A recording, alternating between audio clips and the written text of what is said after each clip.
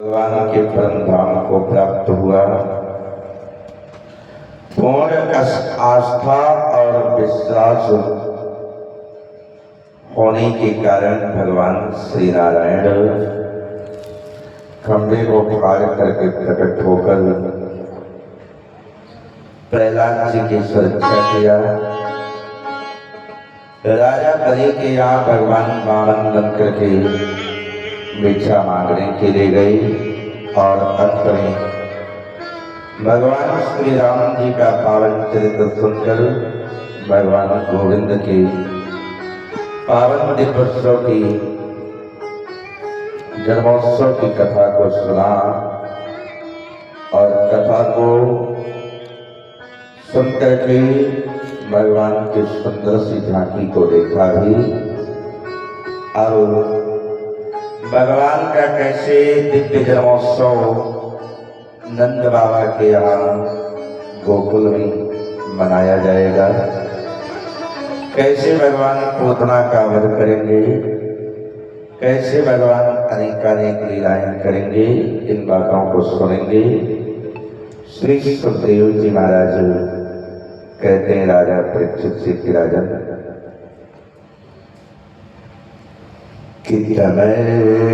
भुजम्बा लगमन बुरेक्षण चतुर्भुजं शंख गदायुधं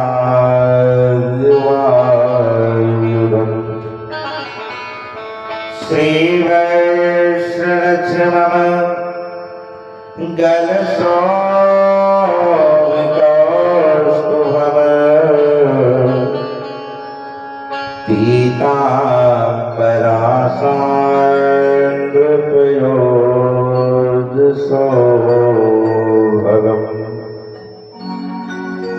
पीताम्बरासान्द्रपयोदसो महामैदूर्निकेतकुण्डल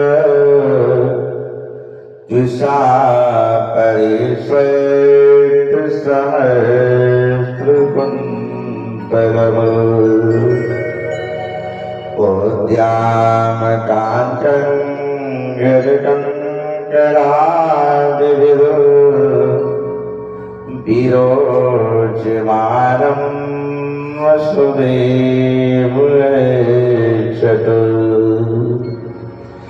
विरोचमानं वसुदेवैक्षत।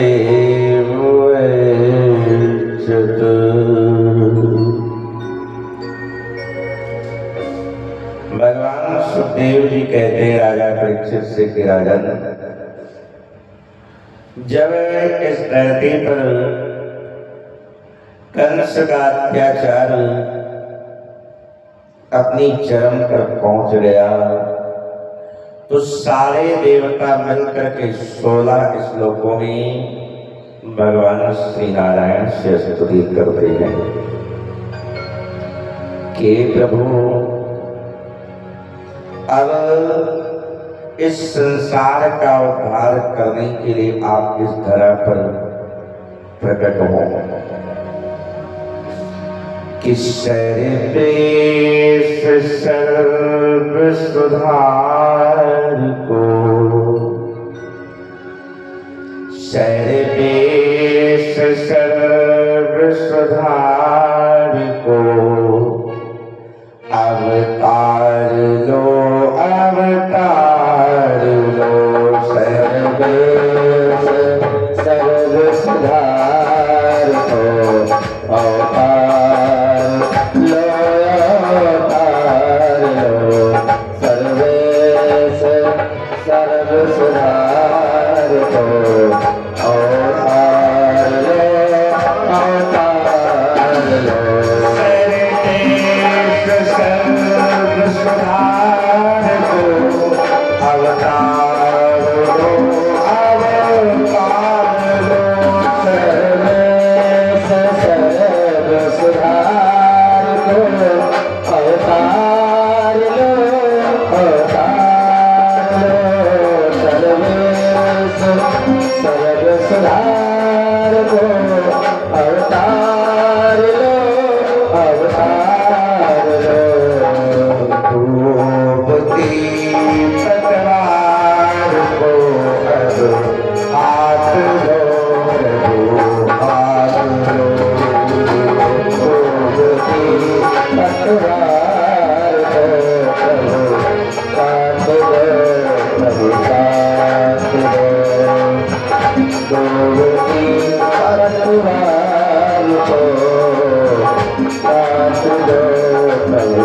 तो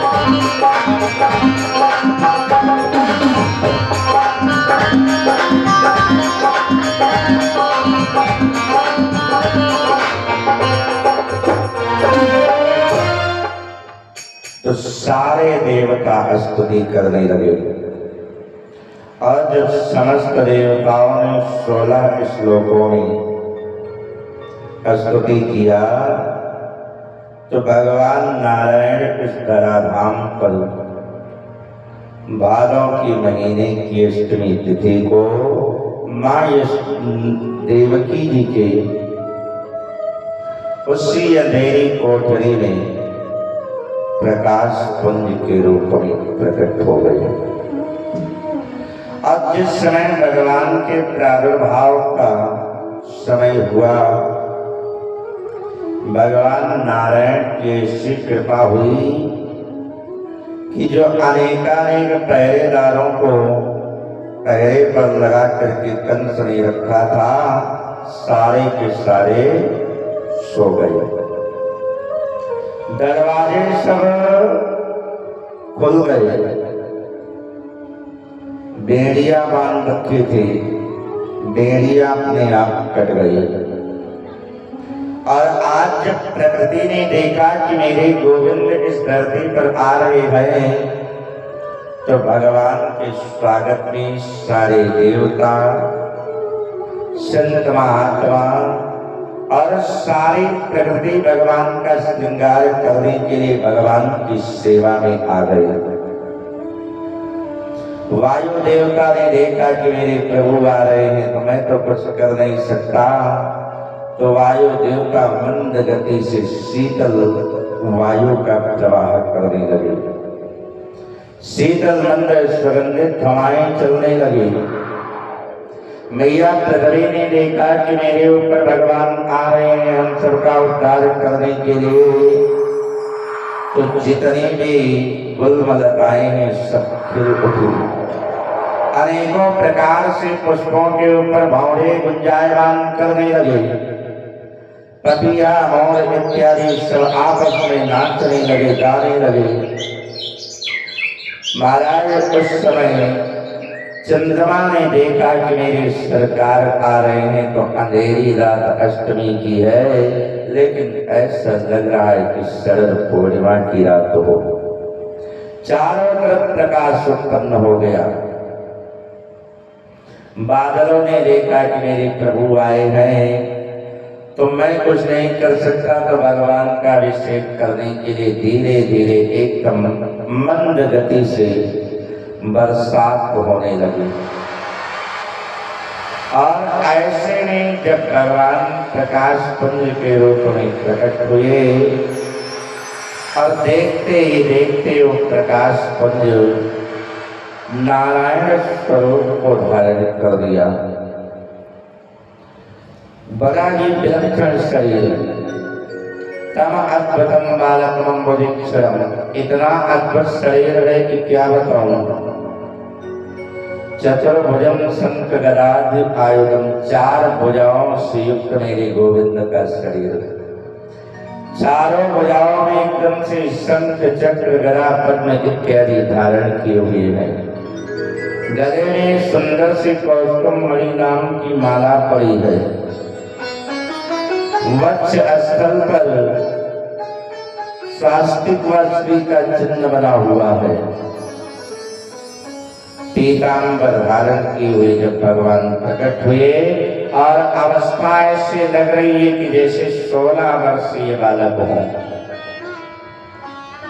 ऐसे स्वरूप में जब भगवान गोविंद मैया देव की और वसुदेव जी के सामने प्रकट हुए, तो वसुदेव और देव की मोहवश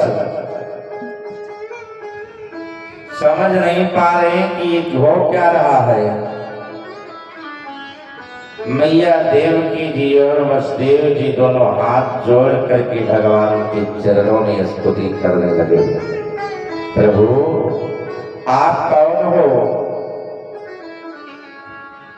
तब भगवान ने बताया कि जो आकाशवाणी हुई थी देवताओं के द्वारा, मैं वही हूं। भगवान मैं समझ नहीं पाई।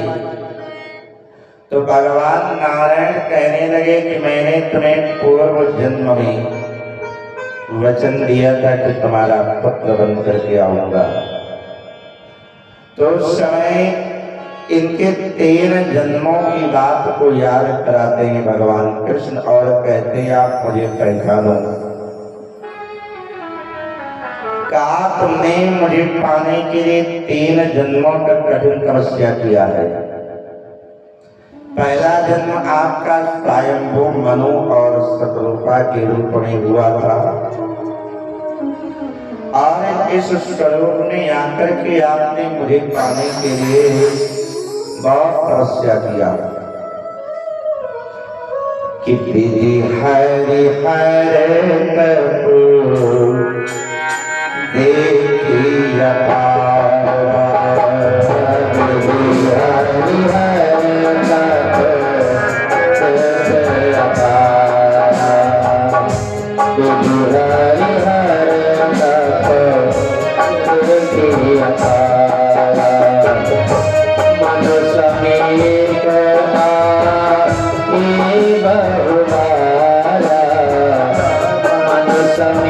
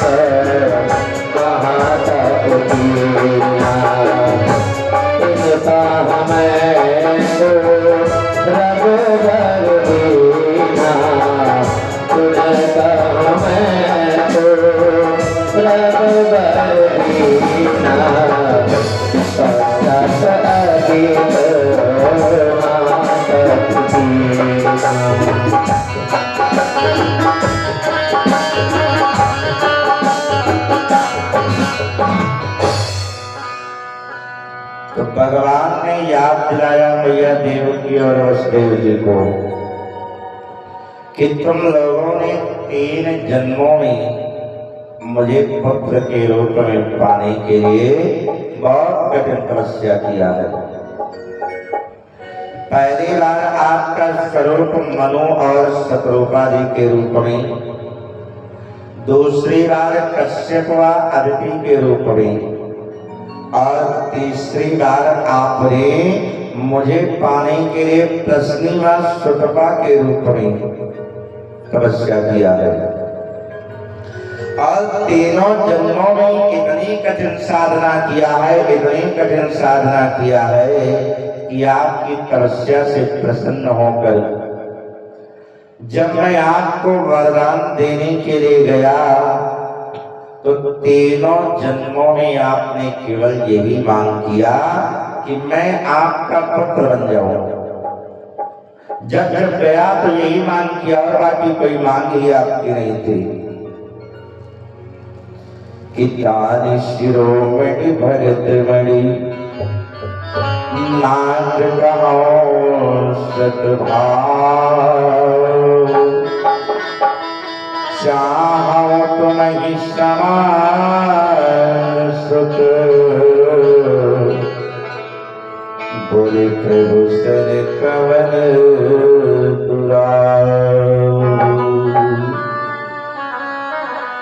जब जब मैं आशीर्वाद देने के लिए गया तब तब आपने यही कहा आप तो दानियों में श्रेष्ठ हैं, दानियों में आप शिरोमणि हैं और मैं आपसे मांगते हुए संकोच भी करूं तो कैसा संकोच।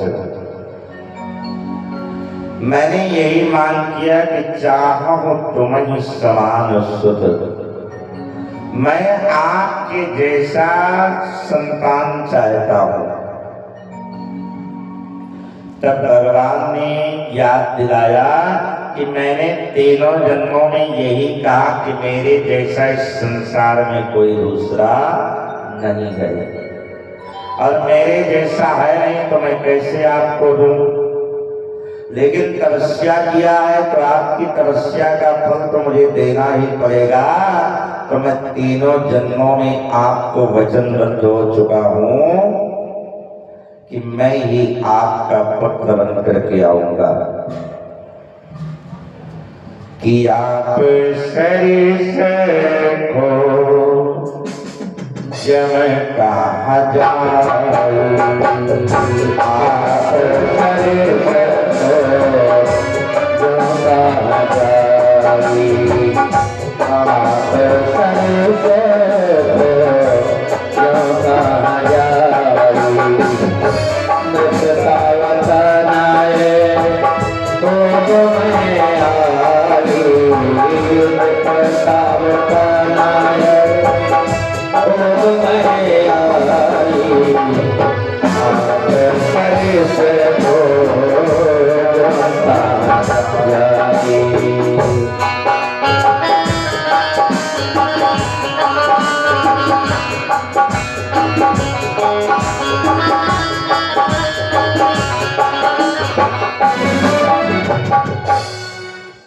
तब आपने कहा था कि मैं ही आपका पुत्र बन करके आ जाऊंगा। मैं वचनबद्ध हूं, आप शरीर खोजो कहाँ जाए, नृपतवतनय हो मैं आई, मैं ही आपका पुत्र बन करके आऊंगा। और जैसे ही ये बात मैया देवकी ने सुना तो मैया देवकी हाथ जोड़ करके कहने लगे, प्रभु सच बताओ, पुत्र बनने का वादा किया है कि पिता बनने का? कह नहीं, वादा तो मैंने पुत्र भी बनने का किया है, लेकिन इस समय आपका स्वरूप क्या पुत्र के जैसे लग रहा है? कहा मैया मैं आपको अपनी माँ कह दूं, आप मुझे अपना बेटा कह दो। कहा अगर सब कहने से काम चल जाए तब रिश्ता ही किस बात का। संसार में लोग कितनी मेरी हंसी उड़ाए कि आप कल्पना नहीं कर सकते।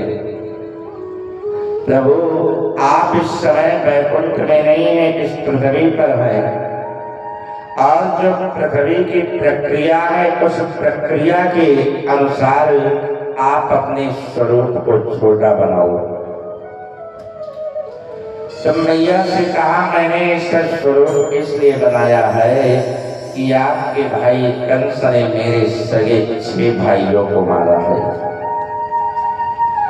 और ये जान लो कि जैसे पता चलेगा कि मेरा प्रादुर्भाव हो चुका है तो मुझको भी मारने के लिए आएगा।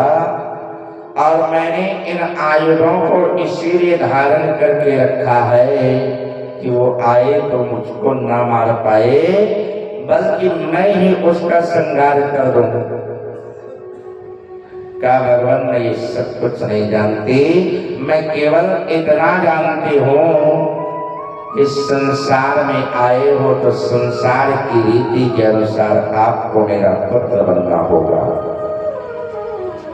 तो कहा आपकी इच्छा क्या है, क्या करूं?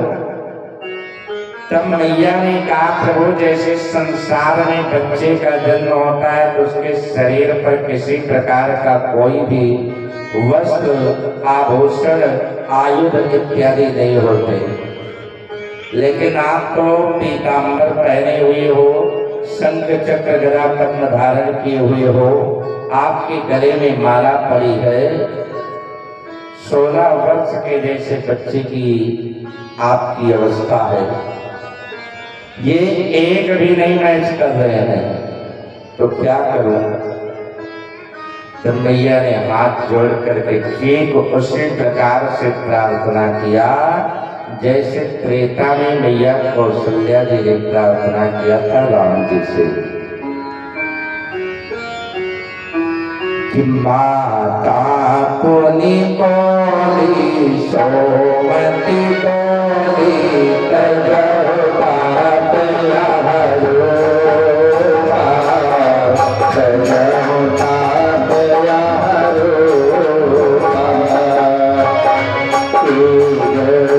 सुनीला अति प्रिय शीला या सुख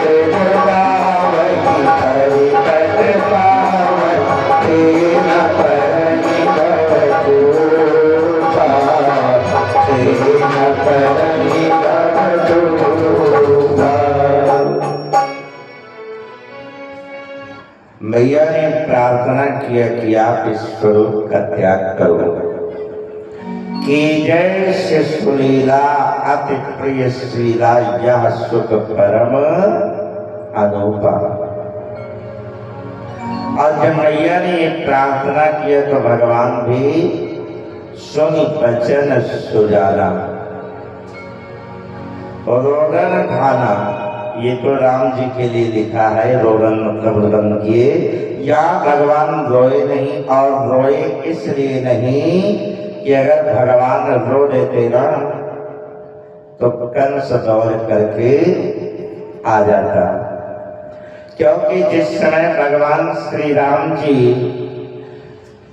जन्म लेकर के रुदन किए थे ना, तो राम जी के जन्म लेने पर रोने की आवाज को जब अयोध्या की नगरी में सुना तो जितनी भी नारियां थी सब दौड़ करके वाला दशरथ जी के द्वार पर आ गई।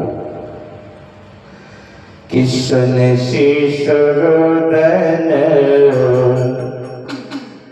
सुने शीश रुदन परम प्रिय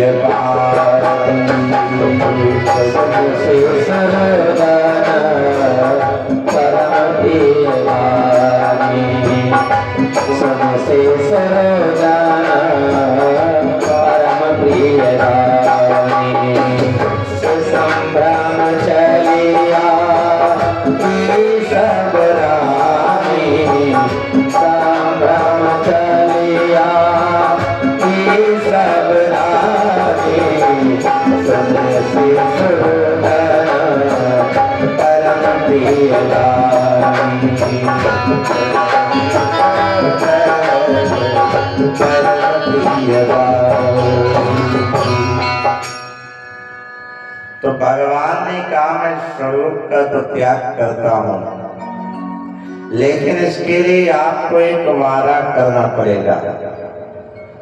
वैसे वादा करना नहीं चाहिए क्योंकि वादे अक्सर टूट जाते हैं, लेकिन कहा आपको एक वादा करना पड़ेगा तब तो मैं इस स्वरूप का त्याग करूं। कहा प्रभु आप निश्चिंत होकर के कहो। तब भगवान ने कहा कि मैं छोटा जब बन जाऊं तो मुझे रात में ही यहाँ से ले जाकर नंद बाबा के यहाँ माँ यशोदा के पास छोड़ देना, और वहां पर मेरी योग शक्ति ने कन्या के रूप में जन्म लिया है, सो उस कन्या को यहाँ ले आना। का ठीक है। इतना कहने के बाद भगवान नारायण जो सुंदर सा दिव्य भव्य स्वरूप बनाए थे उस स्वरूप का त्याग कर दिया। जैसे संसार में बच्चे का जन्म होता है उसी प्रकार से भगवान एकदम छोटे बन गए कि छोटे बने तो बने इतना माँ यशोदा की गोद में आ गयो कहाँ। इतना छोटा बन गए। अब जैसे भगवान ने स्वरूप का त्याग किया, मैया देव की गोद में उठाई और गोद में लेकर के बड़े प्रेम से चूमने लगी। दूध पिलाने की इच्छा में दूध पिलाने जा रहे थे, तभी वसुदेव जी ने भगवान को देवकी के हाथ से ये कहते हुए छीन लिया कि प्रभु का आदेश है, रात ही रात में यहाँ से पहुंचाना है, दूध नहीं पिला पाई। अब भगवान को एक टोकरी में रखा और वसुदेव जी लेकर के चल पड़े। बड़ा सुंदर और दिव्य समय है। कहा जाता है ना, विधाता तुम्हारे लेख जो है बहुत ही निराले हैं। आपकी लीला को कौन समझ सकता है। किसी संत ने अपनी लाइनों के द्वारा बताया कि जिस समय भगवान जन्म लिए तो कैसे पहरेदार सो गए और कैसे दरवाजे खुल गए। आइए दो लाइनें सुन लेते हमारे सहयोगी रामचरण जी के द्वारा। इतना तेरे खेल निराले। सजाधु सितारा बड़ा ही सुंदर प्रसंग है कि किस प्रकार से भगवान जब आए और आए तो अपनी लीला कैसे जेल में दिखाया उन्होंने। आइए भजन के माध्यम से हम अपनी बात आप सब तक पहुंचाने का प्रयास करते हैं। आप सब लोग भी मीठी मीठी तालियां बजाते हुए भजन का आनंद लें। और भक्त कहता है कि परमात्मा तेरे खेल बड़े ही निराले हैं, तू जो चाहे वो करे, यही भजन का भाव है। और भजन कहता क्या है, आइए हम सब लोग चलते हैं भजन की ओर।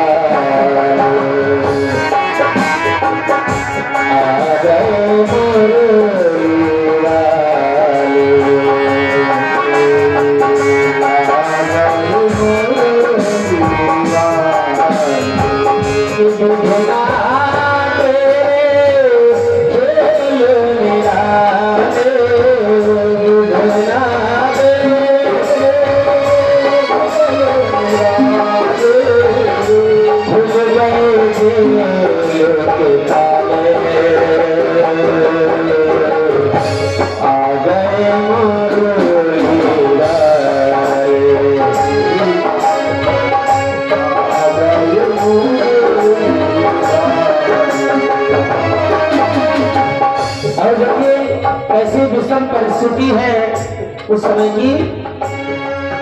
एक माता इधर तो दुखी है और एक माता उधर प्रसन्न है जहाँ पर भगवान पहुँचते हैं। इधर दुखी है माँ, इधर दुखी है माँ, उधर हंसे चंद्रमा।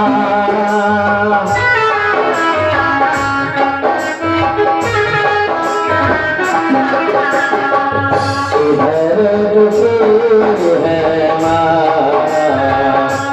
उधर हंसे चंद्रमा। विषम परिस्थिति ऐसे समय की, विषम परिस्थिति ऐसे समय की, कि जाने के पड़े के लाले कैसे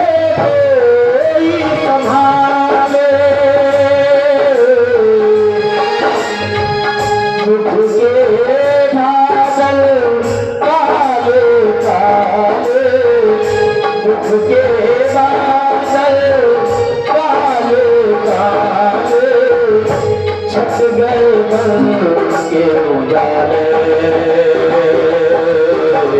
आ गए मुरली वाले आ गए मुरली वाले।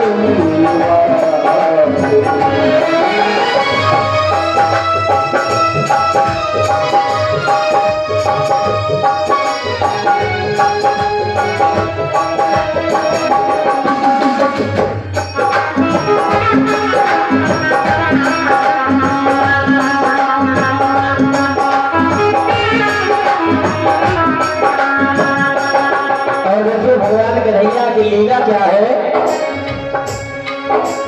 कि नाता एक तोड़ चले, नाता एक जोड़ चले, नाता एक तोड़ चले, नाता एक जोड़ चले। कोई जन्म और कोई पाले, कोई जन्म दे और कोई पाले, कर दिया किसी के हवाले, कोई संभाले, माया में भर माने वाले, माया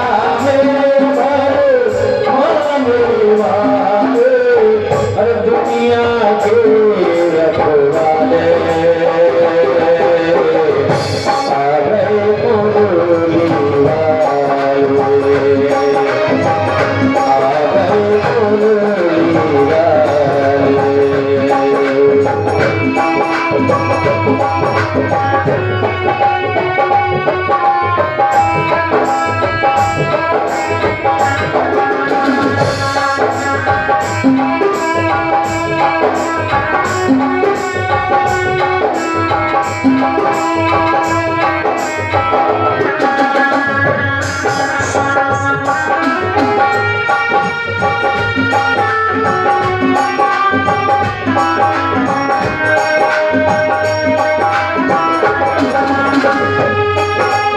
बुधना तेरे खेल निराले, बुधना तेरे खेल निराले, खुल गए जेल ताले,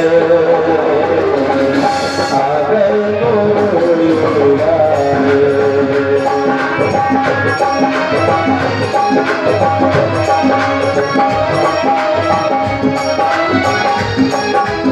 लेकिन जिस समय भगवान कन्हैया गोकुल जाते हैं और गोकुल से एक कन्या आती है जेल में, और कंस जब उस कन्या को देखता है तो कहता है कि परमात्मा भी जो झूठ बोलता है, आकाशवाणी भी झूठ है, परमात्मा ऐसा कैसे कर सकता है? क्यों? क्योंकि आकाशवाणी में था कि 8वां लड़का होगा, तो लड़की कैसे हुआ, ये कैसे मामला है? कहता क्या है कि बदल गई अंक तालिका, बदल गई अंक तालिका, कि बालक बना बालिका, बदल गई अंक तालिका, बालक बना बालिका। माया की माया समझ न आए, माया की माया समझ न आए, पड़ गए माया के पाले,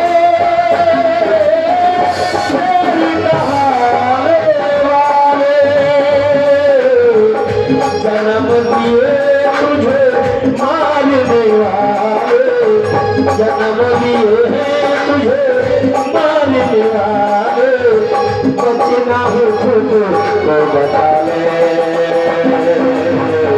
आ गए मुरली वाले,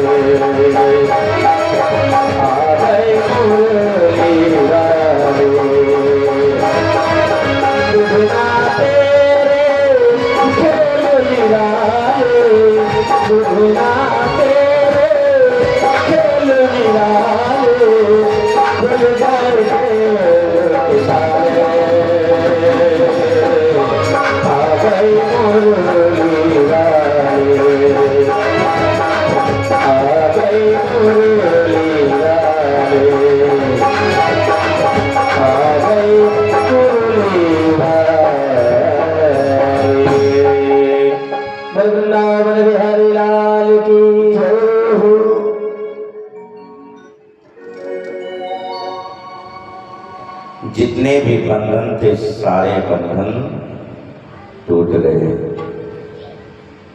अब भगवान को सर पे रखा एक टोकरी में, जेल खाने से बाहर निकले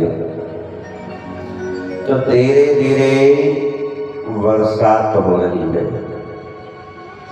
और बरसात को देखा तो भगवान के चरणों में हमेशा अनन्य प्रेम करने वाले शेष जी के मन में चिंता बन गई, मेरे होते हुए भगवान भीग जाएंगे, बरसात जो हो रही है। तो शेष जी अपने उस वैकुंठ धाम को छोड़ करके छोटा सा स्वरूप बनाया और जहाँ भगवान श्याम सुंदर टोकरी में बैठे हैं उसी टोकरी में आकर के बैठ गए और फलों की छाया भगवान के ऊपर कर दिया। अब बड़े ही प्रेम से भगवान नाम संकीर्तन करते हुए मथुरा से गोकुल की यात्रा प्रारंभ किया। मथुरा और गोकुल के बीच में एक नदी है जिसे यमुना कहते हैं। यमुना इस पार मथुरा है, यमुना उस पार गोकुल है, बीच में यमुना जी। अब देव जी चलते चलते यमुना जी के किनारे पहुंच गए और भादों के महीने में नदियों का कहना ही क्या, अपने प्रचंड स्वरूप को धारण किए रहती हैं। खूब जलस्तर बढ़ा होता है। यमुना के किनारे पर पहुंचे तो रात में कोई नाविक भी नहीं है कि नाव पर बिठा करके हमें उस पार कर दे। अब बड़ी चिंता में पड़ गए, क्या करूं। यमुना जी का जल स्तर जो है अत्यधिक बढ़ा हुआ है, लेकिन मेरे गोविंद का आदेश है तो मैं इन्हें ले करके जाऊंगा। यमुना जी को प्रणाम करके यमुना में ही पैदल चले गए कि मैं अवश्य यमुना नदी को पैदल ही पार करूंगा। और ये यमुना जी जो है ना, भगवान सूर्य नारायण की बेटी है, यमराज की बहन है और इस धरती पर भगवान श्री कृष्ण को प्राप्त करने के लिए पति के रूप में ही आई है। और यमुना जी को पहचान गई कि ये तो स्वयं मेरे आराध्य देव हैं, जिनके लिए मैं इतने दिनों से यहाँ पर इंतजार कर रही हूँ, तपस्या कर रही हूँ। यमुना जी के मन में इच्छा हुई कि कितना भी वो हो, लेकिन पति देव जा रहे हैं जिनके लिए सदियों तक मैं इंतजार कर रही हूँ। तो यमुना जी भगवान के चरणों को धोने के लिए और तेजी से बढ़ने लगी कि कितनी जल्दी मैं अपने प्रभु के चरण पखार लूं। पहले घुटनों तक हुआ, उसके बाद कमर तक पानी पहुंचा, फिर भुजाओं तक पानी पहुंचा और अंत में नाक तक पहुंच गया। लेकिन जब नाक तक पहुंचा तो वसुदेव जी थोड़ा भयभीत हुए कि कहीं ऐसा ना हो भी आधी यमुना को भी नहीं पार कर पाए, पानी जो है नाक के ऊपर चढ़ गया, मैं डूब जाऊं इसकी तनिक चिंता नहीं है, लेकिन मेरे आराध्य गोविंद का आदेश मैं पूरा नहीं कर पाऊंगा। ये मन में विचार करके थोड़ा भयभीत हो गए। लेकिन कहा जाता है ना कि जागी रही भावना जैसी, जब मूरत दिन देगी ऐसी। जागी रही भावना जैसी, जब मूरत देगी ऐसी। जागी रही भावना जैसी, जब मूरत देगी ऐसी।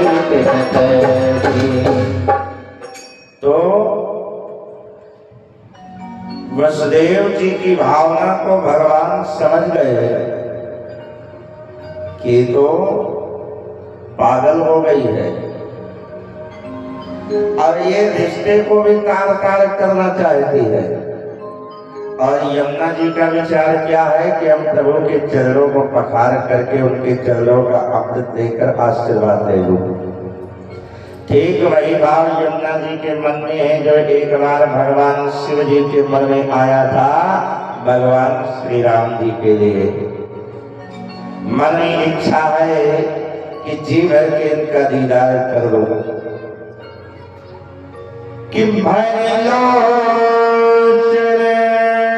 छवि सिंधु निहारी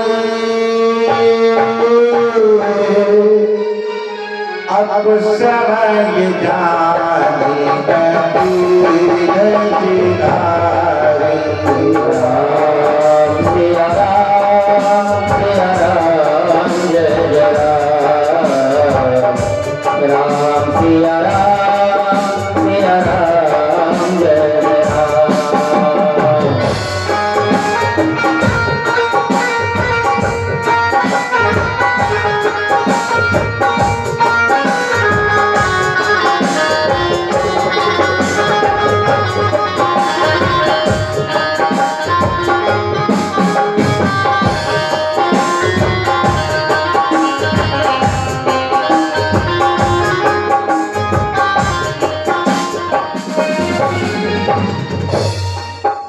तो यमुना जी के मन में तो ये विश्वास है कि अपने प्रभु को देख लो। और जब देखने की इच्छा से उनकी धवल धारा प्रचंड स्वरूप धारण करके नाक तक पहुंची, भगवान भयभीत हो, वसुदेव जी भयभीत हुए। और जब वसुदेव जी के मन में चिंता बनी तो भगवान को यमुना जी के ऊपर गुस्सा आ गई और यमुना जी के ऊपर भगवान नारायण ने क्रोध में आकर बड़ी तेज से एक लात का प्रहार कर दिया। चरण प्रहार की प्रवृत्ति ही इतनी तेज से भगवान ने लात मारी, यमुना जी जो नाक तक थी, यमुना जी पहुंच गई वसुदेव जी के चरणों में पहुंच गई। ये बात जब सुखदेव जी ने महाराज परीक्षित को सुनाया तो मन में थोड़ा शंका हुई और सुखदेव जी से प्रश्न किया, गुरुदेव मेरे बात ये समझ में नहीं आ रही कि जब मैया यमुना जी प्रणाम करने के लिए गई थी तो उनको आशीर्वाद देना चाहिए था और आशीर्वाद ना दे करके लात मार दिया, अपमानित किया। ये कोई अच्छी बात तो नहीं है, लेकिन मुझे लगता है कि इसमें जरूर कोई रहस्य छिपा है। तो सुखदेव जी कहने लगे, राजन इसमें ज्यादा भटकने की जरूरत नहीं है। भगवान ने लात इसलिए मारी कि यमुना को संकेत किया, यमुना तो प्रेम में इतना पागल हो गई है कि तुझे ये नहीं पहचान कि क्या कर रही हो। तुमने मुझे अपना पति मान लिया है, मैं स्वीकार करता हूँ, लेकिन इतना तो ध्यान दो कि इस समय मैं अपने पिता के सर पर हूँ, पिताजी के सर पर बैठा हूँ। अब तो प्रेम में इतना पागल हो जाए कि अपने ससुर को पहचान नहीं पाए, उनका नाक डुबोने में लगी है, ये कतई मुझे बर्दाश्त नहीं है। यही समझ करके भगवान ने एक लात मारी, यमुना जी एकदम चरणों में आ गई और यमुना को पार करके भगवान श्याम सुंदर कन्हैया को लेकर वसुदेव जी पहुंच गए भैया यशोदा के दिव्य कक्ष में। यशोदा जी के कक्ष में पहुंचे तो जैसा भगवान ने बताया था वैसा ही देखा। मैया यशोदा जी गहरी नींद में सो रही हैं योग माया के प्रभाव से, और उनके पास में एक छोटी सी नवजात कन्या खेल रही है। भगवान को वहां पर रख दिया और उस कन्या को अपनी टोकरी में बिठाया। 4 बार परिक्रमा किया। 4 बार परिक्रमा करने के बाद वसुदेव जी महाराज चले आए पुनः मथुरा को। और जब मथुरा में पहुंचे तो मथुरा में पहुंचते ही जैसे ही जेल खाने में पहुंचे उसी समय कन्या इतनी तेज से रोई, इतनी तेज से रोई कि जो पहरेदार सो गए थे ना, सब के सब जग गए। माया का ऐसा प्रभाव कि जो दरवाजे अपने आप खुल गए तो दरवाजे सब पुनः बंद हो गए। बेड़ियां जो कट गई थी बेड़ियां पुनः पड़ गई, और कन्या की रोने की आवाज कंस के कान तक पहुंच गई। इस समय कुछ दिनों से कंस को नींद नहीं आ रही है। कन्या की रोने की आवाज को सुना कंस वहां से भाग पड़ा। और नींद क्यों नहीं आ रही जानते हो? नहीं पता। कुछ ऐसी परिस्थिति है कि लाख कोशिश करो नींद नहीं आती है। बताते हैं कि जिस घर में सर्प बसेरा हो,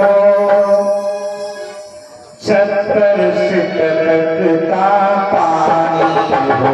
जिस घर में सर्प बसेरा हो, छप्पर से टपकता पानी हो।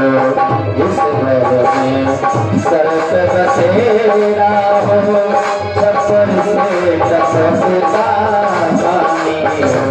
इसके घर का खोज पर हर घर में सुखा गया। जिसके सर का खोज बढ़े और घर में सुखा सयानी हो। जिसके सर का खोज बढ़े और घर में सुखा सयानी हो। जिस तन में कोई रोग लगे,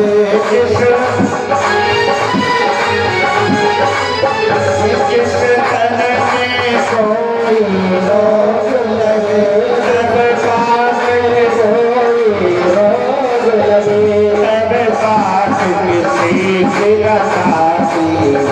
तब बात किसी की ना भाती है।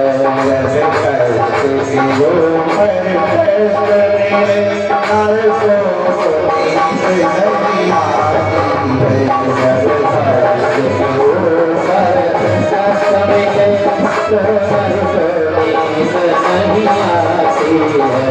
जब तक के ऊपर कष्ट मिले तब नींद नहीं आती है। तो कहाँ पर नींद नहीं आती? जिस घर में सर्प बसेरा हो, जहाँ पर बढ़िया सोने वाला कमरा बिस्तर लगा हो और उसमें नाक से देख लिया जाए हाँ काला काला नाक बैठा है? भले ही वो निकल गया हो लेकिन जाते हुए देखें और निकलते हुए ना देखा हो तो कितनी भी देख नहीं 2-3 रात की जगह रहोगे नींद नहीं आएगी, है? क्योंकि वो मृत्यु का वाहक है। और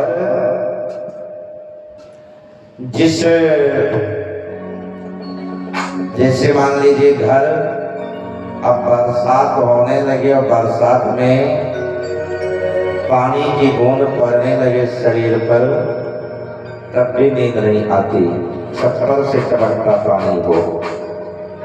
और तीसरी बात ये बताई कि जिसके सर कर्ज का बोझ बढ़े, अपनी औकात से ज्यादा अगर कर्जा भी ले लिया है उससे भी नींद नहीं आती।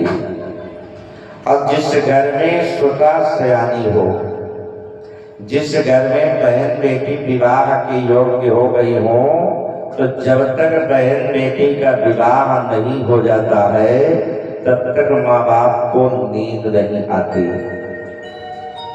तो ऐसी विषम परिस्थितियों में नींद चाह करके भी नहीं आ रही है। और सर्प का आकार बताया है मृत्यु को, काल प्यारे मकटग्रास त्रास नैरास हे करे, श्रीमद्भागवतम शास्त्रम कलो कीरीण भाष्यतम। तो सर्प का ही आकार मृत्यु का बताया गया है। और आकाशवाणी ने यही कहा था कि अस्यास्त अष्टमो गर्भा अंते याम महसे बुधा, कि आठवीं संतान जो होगी वो आपकी काल होगी। तो 6 बच्चों को कंस ने अपने हाथ से मार ही दिया है। 7वां गर्भ कंस के लग रहा है कि खंडित हो गई है। और 8वीं बार सरकार आ ही गए। तो कन्या की रोने की आवाज को सुन करके भागता हुआ देवकी के पास आया और देवकी से कहने लगा कि बहन, कहाँ है मेरा काल, मुझे अपने काल का दर्शन करा दो। अब मैया देवकी लगी रोनी, भैया इसे छोड़ दो, आपने मेरे 6 भाइयों को मार दिया, मैंने कभी विरोध नहीं किया। और अब की बार मेरे गर्भ से कन्या उत्पन्न हुई है, इस कन्या को मार करके तुम्हें कोई वीरता का पुरस्कार नहीं मिलेगा, इसे छोड़ दो। और फिर ये कहा जीवन भर आपके साथ में रहेगी, विवाह कर देंगे, अपनी ससुराल चली जाएगी। मैं वादा करती हूँ कि ससुराल से कभी इस कन्या को नहीं बुलाऊंगी। पहले तो ठहाका मार करके कंस हंसा। अभी तक तो मैंने यही सुना था कि केवल मानव झूठ बोलता है, लेकिन आज ये पूर्ण विश्वास हो गया कि देवता भी झूठ बोलने लगे। बताओ, आकाशवाणी ने कहा था कि 8वां पुत्र काल होगा और पुत्र की जगह पुत्री बनकर आ गया। इसका मतलब देवता भी मुझसे कर रहे हैं। फिर याद आई कहीं ऐसा ना हो जिसके साथ इसका विवाह हो वही मेरा काल बन जाए। मुझे ऐसा लग रहा है कि किसी भी प्रकार से इस कन्या को छोड़ना उचित नहीं है, बुद्धिमानी का काम नहीं है। उसी समय कंस ने जबरदस्ती हाथों से छीन लिया और हाथों से छीनने के बाद उसके पैर को पकड़ा, पैर पकड़ करके घुमा करके चट्टान पर पटकना चाहा, लेकिन वो तो योग माया है, आदि शक्ति है। पटकने के लिए जैसे ही हाथ घुमाया हाथ से छूट गई और हाथ से छूटते ही जाकर के आकाश में स्थित हो गई। 8 भुजाओं से युक्त सुंदर सा स्वरूप बना करके हाथों में कंस से शंख चक्र गदा पद्म इत्यादि धारण किया और कंस से कहा, कंस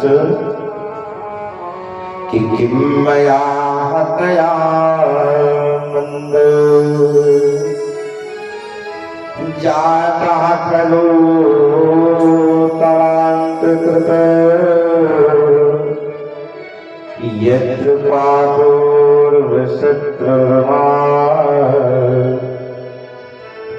तुमसे कृपया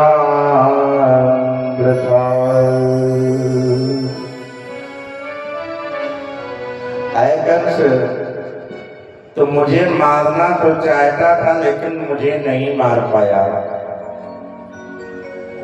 लेकिन मेरी बात कान खोल करके सुन लो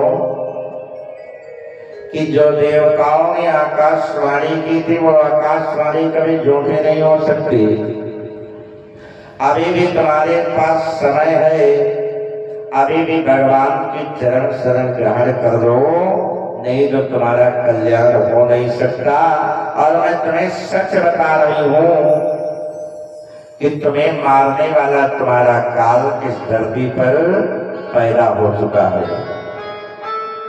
इतना कहकर के वो 8 भुजाओं से युक्त कन्या विंध्य नाम के पर्वत पर चली गई और आज भी अपनी भक्तों का कल्याण करने के लिए भगवान कृष्ण की बहन के रूप में विंध्य नाम के पर्वत पर ही वास करती है। और विंध्य पर्वत पर वास करने के कारण भक्तों ने मैया का नाम क्या रखा जानते हो? बोल विंध्यवासिनी मैया की जय। अब मैया विंध्यवासिनी भक्तों का कल्याण करने के लिए विंध्य नाम के पर्वत पर चली गई। कंस की हड़बड़ाहट और बढ़ गई कि मेरा कल्याण होने वाला नहीं है। उसी समय कंस ने एक आपातकालीन मीटिंग बुलाई और जितने भी इसके सगे संबंधी मंत्री इत्यादि हैं उन सबको आदेश दिया कि एक काम करो कि 1 दिन से लेकर के 10 दिन, 20 दिन, 1 महीने तक के जितने भी बच्चे पैदा हुए हो, चाहे वो मथुरा में हो, गोकुल में हो या जहां तक मेरे राज्य की सीमा है, उन सब बच्चों को मार डालो। सबसे पहला आदेश मेरा ये है। और दूसरा आदेश ये है कि मूलम ही विष्णुर्देवानां यत्र धर्म सनातनः, जो भगवान नारायण के मूल तत्व है। कहीं पर अगर वेद पाठी ब्राह्मण मिले तो उनको मार दो, गायों की सेवा करने वाले भक्त मिले तो उनको मार डालो, कोई यज्ञ कर रहा है तो यज्ञ होने ना दो। ये निश्चित है कि जहां पर भी वो नारायण जन्म लिया होगा उन नारायण इन सब की रक्षा करने के लिए तुरंत आएगा, हम सबको मारने के लिए। अब ये आदेश इसने पारित कर दिया और उसी दिन से मथुरा प्रांत में यज्ञ अनुष्ठान इत्यादि सब कुछ बंद हो गया। महात्मा लोग कंदराओं में, गुफाओं में जाकर के भजन करने लगे। कहीं कंस ने देख लिया तो मार डालेगा। और इधर गोकुल में अब भगवान श्री कृष्ण पहुंच गए हैं। गोकुल में नंद बाबा गौ सेवा करते हैं। नंद बाबा की 2 बहन हैं, एक का नाम नंदा है, दूसरी का नाम सुनंदा है। मैया यशोदा जी प्रत्येक दिन प्रभात वेला में उठ करके स्नान ध्यान इत्यादि करके भगवान की सेवा करती है। लेकिन जब आज भगवान कृष्ण इनके यहाँ पर पहुंच गए पुत्र के रूप में, तो 4 बजे की बात छोड़ो, 8 बज गया, सो करके नहीं उठी। योग माया का ऐसा प्रभाव। अब सुनंदा नाम की बहन ने देखा कि मैया यशोदा जी प्रत्येक दिन को सुबह उठ जाती है, सूर्य निकल आया है, प्रचंड स्वरूप को धारण करने वाले हैं। मैया यशोदा जी सो करके नहीं उठी, कहीं ऐसा तो नहीं स्वास्थ्य में कोई खराबी आ गई हो। तो मैया यशोदा जी को देखने के लिए सुनंदा गई, लेकिन जब वहां पर पहुंची तो सुनंदा की निगाहें मिल गई टेढ़ी टांग वाले कन्हैया से। भूल गई मैं क्या करने के लिए आई हूं।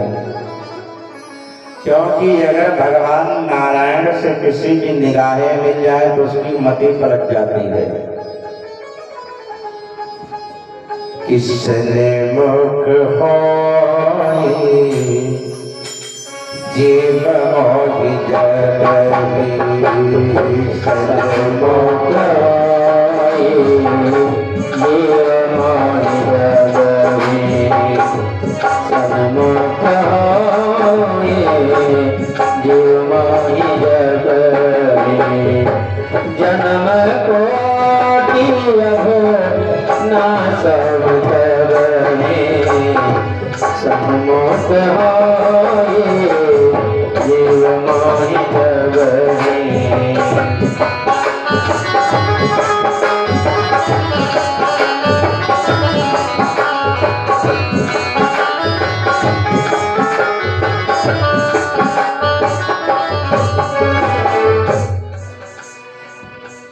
तो कहते हैं अगर भगवान से किसी की निगाहें मिल जाती हैं तो उसकी मति पलट जाती है।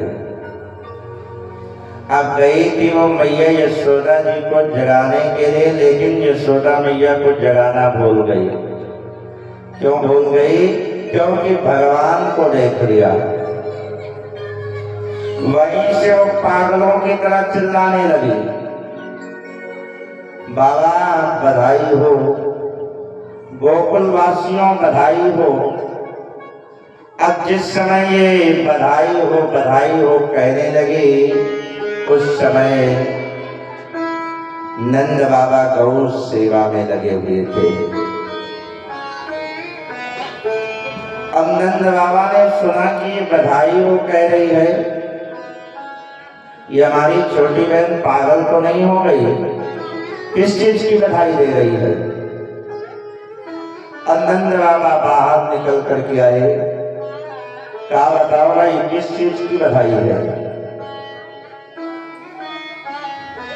तो सुनंदा ने कहा बाबा मैं झूठ नहीं बोल रही हूँ, आज मैंने अपनी आंखों से देखा है कि भैया यशोदा जी ने एक सुंदर से लाला को जन्म दिया है। और ये बात पूरे गोकुल में आग की तरह फैल गई। नंद बाबा ने सुना कि मेरे यहाँ बेटे का जन्म हुआ है, तो नंद बाबा इतने प्रसन्न हुए कि सबसे पहले वैदिक मंत्रों के द्वारा ब्राह्मणों को बुला करके अपने पितरों का और देवताओं का पूजन करवाया। कहा मुझे जिस चीज को उम्मीद नहीं थी, आज हमारे पितरों की कृपा से और देवताओं की कृपा से मेरे घर संतान उत्पन्न हो गई है। ये भगवान का बहुत बहुत धन्यवाद है, भगवान की महती कृपा है। उसी समय ब्राह्मणों को बुला करके बड़े ही प्रेम से स्वस्ति वाचन इत्यादि करा के भगवान का पूजन करवाया कि वाचित्वा सुस्तयनम जात कर्मात्मजस्य भय कारयामास विधिवत् पितृदेवार्चनम् तथा धेनोरान्युते प्रारात् विप्रेभ्यः शमनं कृते तिरात्रेण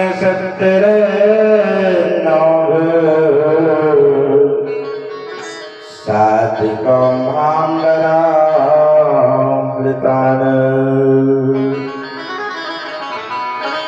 नंद बाबा इतना प्रसन्न है अपने भाग्य की सराहना करते हुए अपने पितरों को याद करते हैं कि आज मेरे पितरों का जो पुण्य मुझे अर्जित होना चाहिए था वो मिल गया। मैं पितृ ऋण से मुक्त हो सकता हूँ और बड़े प्रेम से भगवान का पितरों का पूजन करवाया। पूजन कराने के बाद में इतना प्रसन्न है ब्राह्मणों से कि इतना दान दिया कि क्या कहना। जैसे राम जी के जन्मोत्सव पर महाराज दशरथ जी ने दिल खोल करके दान किया था, बहुत कुछ दान किया है। कि सर्वसदान दीन सब काहू, सर्वसदान दीन सब काहू, सर्वसदान दीन सब काहू। कि जो पावारा खाना काहू, जो पावारा खाना काहू, सर्वसदान दीन सब काहू।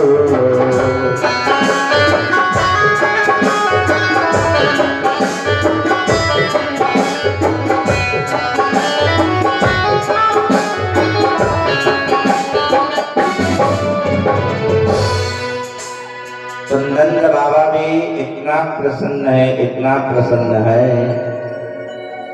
कि धेनु नाम न्यूटे प्राराज। नंद बाबा उस समय पूजन कराने में 2 लाख गायों का दान किया। और ये गाय जो है ऐसी वैसी नहीं है, जो खूब सारा दूध देने वाली है। और प्रत्येक गाय की सींग पर सोना, खुर में चांदी और पेट पर सुंदर सी रेशमी चंद्र डाल करके 2 लाख गायें दान की। तेरे जैसे पवित्र अनाजों को 7 जगह पर्वत की तरह ढेर बना करके उसका दान किया। सोना, चांदी, हीरा, जवाहरात इत्यादि सब कुछ मन प्रसन्न होकर के को दान करते हैं। और इधर ये पूजा पाठ में लगे थे, उधर ब्रजवासी भी सब इकट्ठा हो गए। इन ब्रजवासियों को भी बहुत दिनों से इंतजार था कि नंद बाबा के यहाँ कोई आ जाए। अब ब्रजवासियों ने सुना तो सारे ब्रजवासी बाल बाल गोपियां भगवान श्री कृष्ण को देखने के लिए चल पड़ी। और चलिए तो कोई खाली हाथ नहीं। किसी के हाथ में दूध है, किसी के हाथ में दही है, किसी के हाथ में मिश्री है, किसी के हाथ में मक्खन है, किसी के हाथ में फूलों की माला, किसी के हाथ में अबीर गुलाल इत्यादि कुछ ना कुछ सब लेकर के आ रही है। और इतना प्रसन्नता के साथ चल रही है। जो चल रहा जो तो ठीक है, जिसने सुना बधाई हो। और जो नहीं सुन पाया कानों से, गोपियों को, ग्वाल बालों को नंद बाबा की तरफ आते हुए देखा तो आपस में पूछने लगी, आखिर सब आप कहाँ जा रही हैं? तब गोपियां आपस में कहती हैं कि आप लोग भी चलो। और हम लोग भी उस दृश्य का मन से कल्पना करें कि मेरे प्रभु का कैसे स्वागत हो रहा है, कैसे जन्मोत्सव मनाया जा रहा है नंद बाबा के यहाँ पर। गोकुल में तो श्री राधे सीताराम। आइए हम सब लोग